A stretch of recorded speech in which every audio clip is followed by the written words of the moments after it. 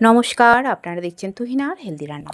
অবশেষে গতকাল মহালয়ার দিন কেনাকাটা সম্পূর্ণ হলো। মেয়ে তো কদিন ধরে মাথা খারাপ করে দিচ্ছে যে পুজো এসে গেল, আমার কবে কেনাকাটা হবে। তার সমস্ত বন্ধুদের কেনাকাটা হয়ে গেছে, সে তো একদম অস্থির হয়ে পড়ছে।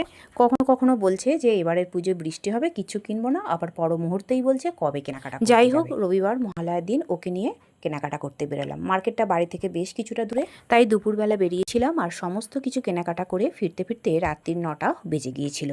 তবে মেয়ের পছন্দসই সমস্ত জিনিসই কিনতে পেরেছি। এছাড়া আমাদেরও টুকটাক কিছু কেনাকাটা করেছি। তো যাই হোক, পছন্দসই সমস্ত জিনিস পেয়ে মেয়ের মুখে হাসি ফুটেছে। নিজেদের হোক বা না হোক, ওদের মুখে হাসি ফুটলেই আমরা খুশি।